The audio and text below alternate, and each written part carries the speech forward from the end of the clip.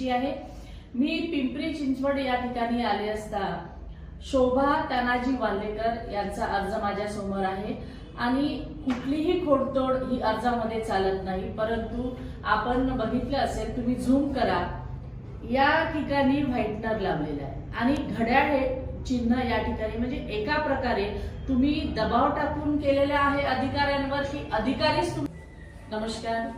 महाराष्ट्रामध्ये लोकशाहीचा गळा दाबण्याचा कार्यक्रम भाजप सरकारने एकमेव ठरवलेला आहे। ज्या पद्धतीने सगळीकडे इलेक्शन चालू आहे, बीएमसी मध्ये 70 लोक अंकुश दिलेले आहे, म्हणजे त्यांना वाटतं तशा पद्धतीचे इलेक्शन चालू आहे आणि इलेक्शन आयोगावर सुद्धा आम्ही ठपका ठेवत नाही। आमचा आरोप आहे की ज्या पद्धतीने इलेक्शन पद्धत राबवत आहे ती अतिशय चुकीची आहे।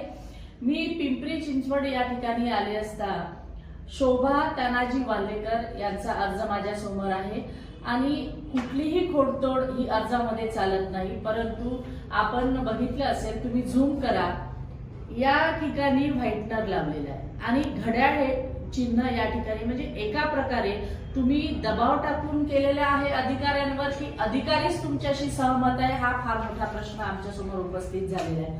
हे आरो आहे हनुमंत पाटील यांची, त्यांना तात्काळ बदली करावी लागली, का केली बदली?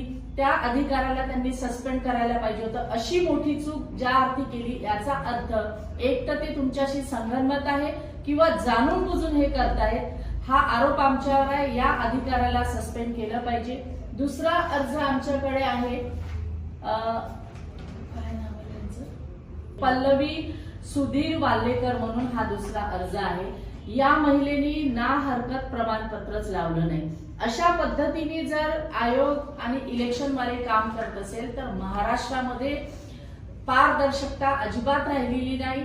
जर या देला न्याय मिळाला नाही तर निश्चितच आम्ही शांत बसणार नाही। काँग्रेस पक्ष एक भूमिका आपली बजावणार आहे, त्यासाठी त्यांनी तयार राहावं। परंतु पुन्हा एकदा मी सांगते की दोन्हीही केसमध्ये हनुमंत पाटील यांना हे जबाबदार आहे, म्हणून यांना सस्पेंड केलं पाहिजे, ही आमची मागणी आहे। ही जर मागणी मान्य झाली नाही किंवा हा अर्ज जर फेटाळला गेला तर निश्चित मात्र आम्ही आंदोलनाची भूमिका त्या ठिकाणी बजावू।